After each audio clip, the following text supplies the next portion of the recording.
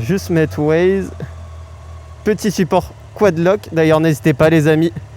Si besoin, ils font pour tous les téléphones, que ça soit iPhone ou Android. Petit tableau de bord. Par contre, c'est agréable, elle est pas très haute pour une sportive, franchement. Regardez, je vous mets la hauteur de celle. Mais là, je suis très bien.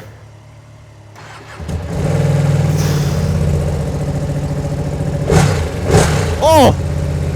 Ok. Premier tour de roue. Let's go. Alors, la sortie est là-bas. Bon, comme je le disais tout à l'heure, un grand merci à cet abonné qui m'amène sa petite Panigale V2 à l'essai. Je suis trop content parce que cette bécane, ça fait un moment que je veux l'essayer. Oh là, mais ça fait un son de dingue pour dans un origine, c'est ouf. 2019, c'était peut-être pas encore les normes Euro 5. Ah, forcément, la couleur là avec le petit covering, ça attire vraiment tous les regards.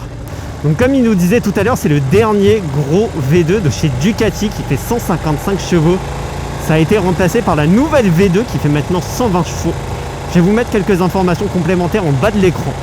Mais en tout cas, je la trouve... Alors forcément, la position est un petit peu plus radicale parce que comparé à la nouvelle, vous avez les bracelets qui sont en dessous du T de fourche comparé à la nouvelle. Mais en fait, je la trouve pas si haute que ça, je la trouve pas si étroite que ça comparé à tout ce qu'on avait pu me dire. Par contre, je commence déjà à la sentir chauffer un petit peu, mais franchement, pour l'instant, rien de bien méchant. La V4 m'avait laissé une impression beaucoup plus sévère, si on peut dire. Hop, ces dodanes là, c'est l'enfer. Oh là là, dans le reflet. Wouh! Sur cette V2, vous aurez deux versions. Vous avez la classique, qui est celle-ci, et vous aurez la version, la Bayliss, qui est numérotée avec un kit déco un petit peu particulier. La grosse différence, ça sera que sur la Bayliss, vous allez retrouver un petit peu comme sur ma Moto 2. Vous allez retrouver pas mal de pièces un petit peu d'exception, un petit peu mieux faites. Et surtout une fourche Öhlins, contrairement à celle-ci, où c'est du Showa. On va se permettre de dépasser, parce que ça se traîne un peu. Oh là là, cette sonorité, putain! Oh là là, mais comment ils font pour passer ça, là, d'origine? Moi, la mienne, c'est un aspirateur, bordel! Enfin, plus pour longtemps, mais... Oh, le son, c'est fou, hein. Le son qu'a fait, c'est ouf. Donc, comme vous pouvez le voir, vous avez un petit écran qui est quand même assez lisible. Moi, je trouve qu'il est plutôt cool, surtout qu'il y a un bon contraste dessus. Malheureusement, vous n'aurez pas de jauge à essence. Mais par contre, vous avez un shifter up and down qui fonctionne très bien.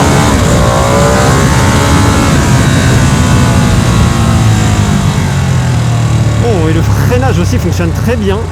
Alors de mémoire, il me semble que vous êtes sur des M432 avec un maître cylindre de chez Brembo qui sera pas forcément le meilleur, mais après c'est plein de petites choses que vous pouvez changer.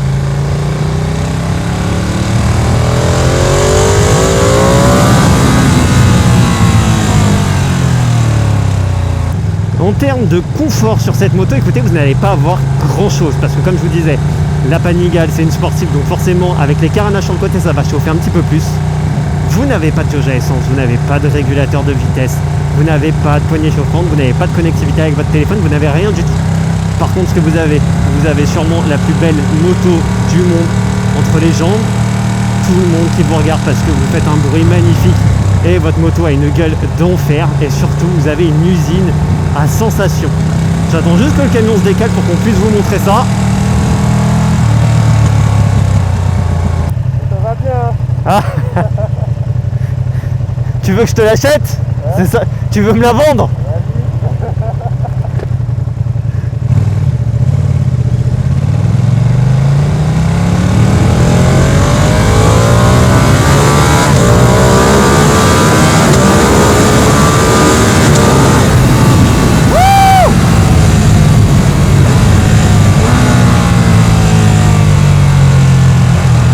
Oh, le shifter fonctionne tellement bien. Sincèrement, pourquoi apprendre un V4 quand vous pouvez avoir ce V2? Tellement plus joueur. Vous pouvez tellement plus essorer la poignée.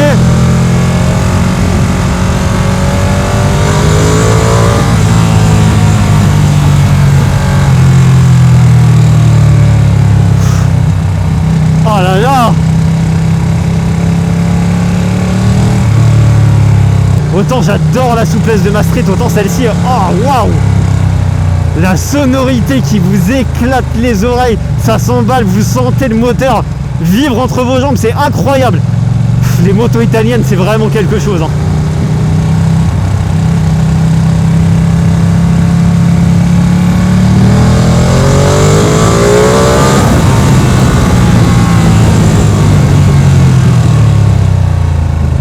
Et ça me surprend vraiment beaucoup parce que pour des M432, ça freine vraiment très très bien.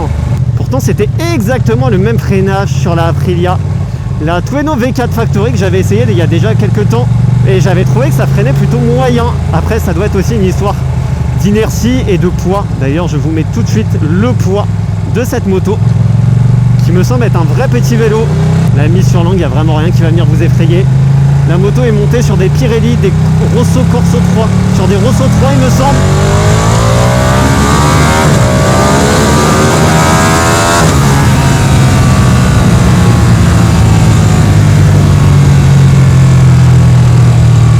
Quel plaisir cette bécane!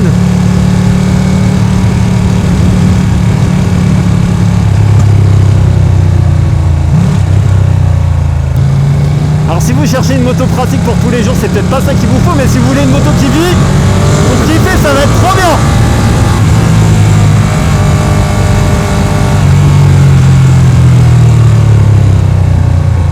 En termes de prix, vous allez maintenant retrouver que d'occasion. Donc moi personnellement j'ai regardé, j'ai préparé un petit peu la vidéo. Aujourd'hui ça se situe entre 13 et 16 000 euros en fonction des options et des kilomètres. Et si vous cherchez une sportive, je trouve que c'est un très très bon compromis, parce qu'en face de ça vous allez retrouver des KTM, des 990 RCR qui peuvent avoir quelques soucis de fabrication, des défauts de jeunesse, une R9 qui est vraiment trop compliquée à trouver, une nouvelle V2 qui semble pour certains pas assez puissante, alors que pourtant moi je la trouve vraiment complète cette moto. Mais c'est vrai qu'avec 155 chevaux, vous avez beaucoup plus de patates, hein. Vous allez pouvoir beaucoup plus jouer. Et ça, c'est un gros kiff.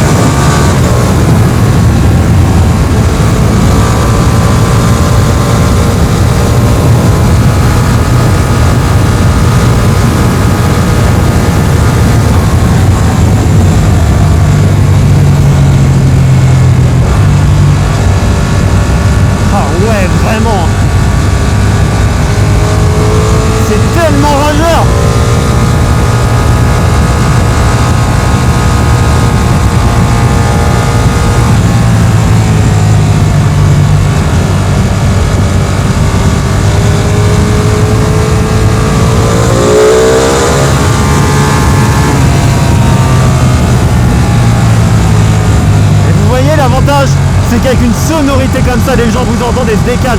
Et ça, pour moi, ça apporte pas mal de sécurité. Parce que, encore une fois, ce débat sur la sonorité des motos, moi je trouve que mieux vous êtes entendu, plus vous êtes en sécurité, les gars. Oh là là.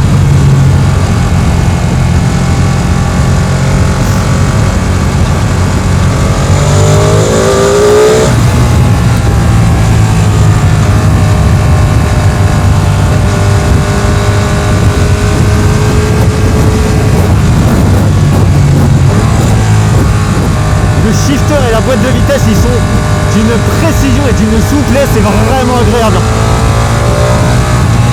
Même la poignée d'accélération, elle est très très précise. On est vraiment sur des réglages, sur de la finition de très haute qualité et ça fait vraiment plaisir. On n'est pas étonné parce que c'est Ducati, mais c'est toujours bien de le rappeler. Je sais pas si vous allez la voir, regardez-moi là, dans le rétro, cette petite street, aïe aïe aïe. On est des amoureux des belles choses nous ici, hein. Qu'est-ce qu'il fout là?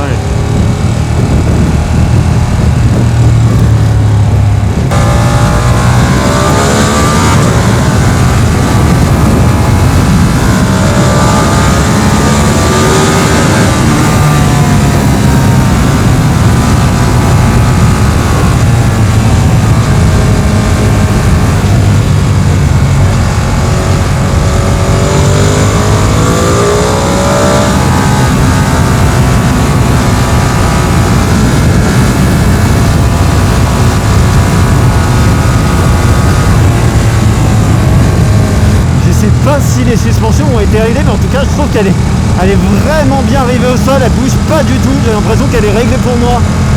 Je trouve ça assez fou, mais je trouve quand même que ma Street est plus facile à emmener dans le virage. Je vous dirais pas que celle-ci est lourde, mais je sais pas. Je trouve que ma Street Triple est beaucoup plus facile en fait à emmener dans les virages.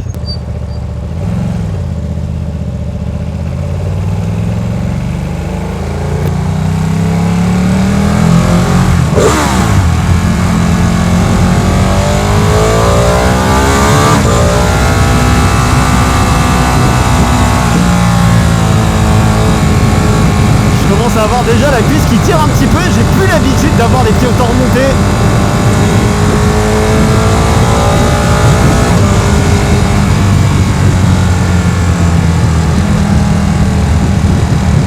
En termes de fiabilité, la moto a 15 000 km, sortie en 2019. Il est le deuxième propriétaire, il m'a dit que le premier propriétaire n'a jamais eu de soucis dessus, lui non plus. Et pour avoir regardé un petit peu sur internet, j'ai pas vu vraiment de soucis qui remontaient sur cette version là ou sur cette moto là.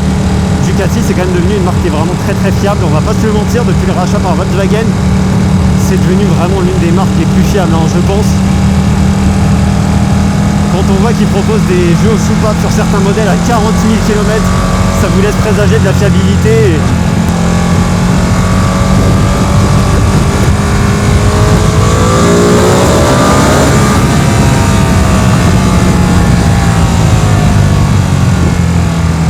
En termes de chaleur, je vous disais tout à l'heure, je la sens chauffer un peu quand même, surtout au niveau de la fesse là à droite et un petit peu au niveau de la selle.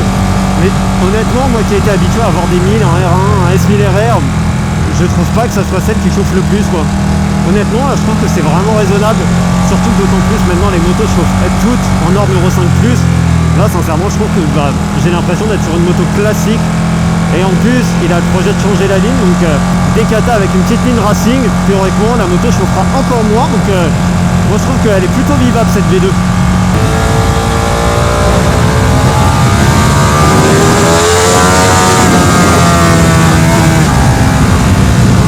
Oh, le petit hunter. Oh là là, quel plaisir. Les sensations, les gens qui se décalent, tout ce qu'on aime. Du coup, en termes de concurrence, comme je vous disais tout à l'heure, vous avez un petit peu le nouveau trio, que ce soit la RCR, la R9 et la nouvelle Panigale V2. Sinon, en termes d'occasion, vous pouvez retrouver une R6 qui sera beaucoup moins joueuse sur la route, qui vous demandera de prendre beaucoup de tours.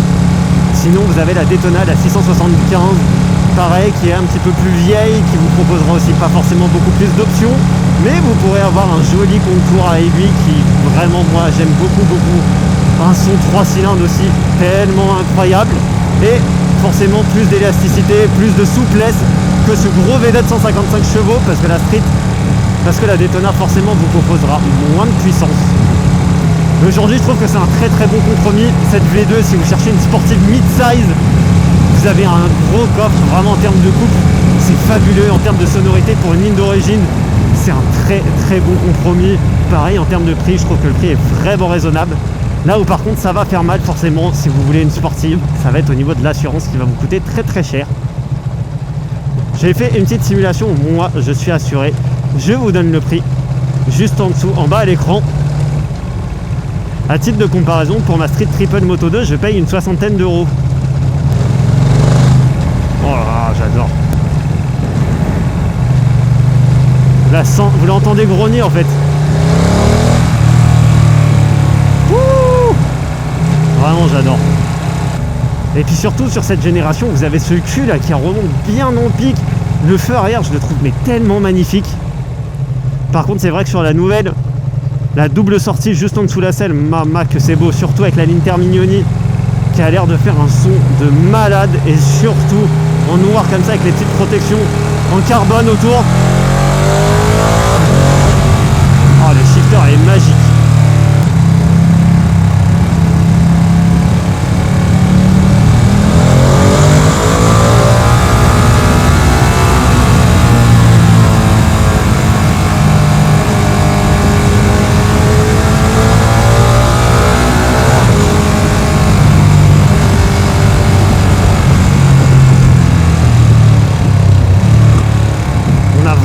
Très bon mordant sur le freinage, ça me surprend vraiment parce qu'en termes de...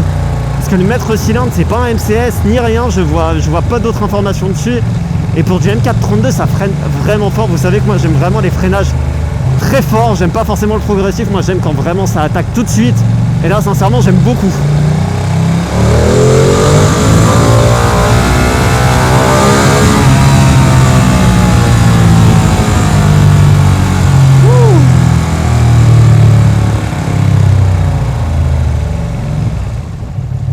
Je vais aller lui rendre sa moto parce que sinon je sens que je vais partir avec les gars. Je préfère être honnête avec vous parce que vraiment cette bécane c'est une petite folie.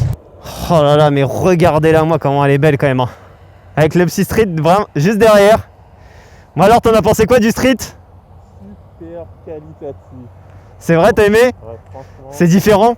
Très différent, très souple. Avec ce côté du 3 cylindres très couplé, très... Franchement... C'est validé? Franchement, c'est une très bonne moto. Je le conseille. Bah écoute mon gars, merci beaucoup. À toutes, à la prochaine. Elle a été vraiment incroyable. N'hésitez pas à aller le follow directement sur Instagram pour voir l'évolution de sa petite Panigale V2. Et nous les amis, je vous demande de vous abonner si ce n'est pas encore fait. Lâchez un petit like si vous avez aimé l'essai de cette Panigale V2. Et à me rejoindre sur Instagram si ce n'est pas encore fait. Ou vous pouvez m'écrire directement aussi si vous avez une moto à me faire essayer. Les amis, c'était Yums. Je vous fais plein de bisous et je vous dis à la semaine prochaine pour une nouvelle vidéo. Bye bye.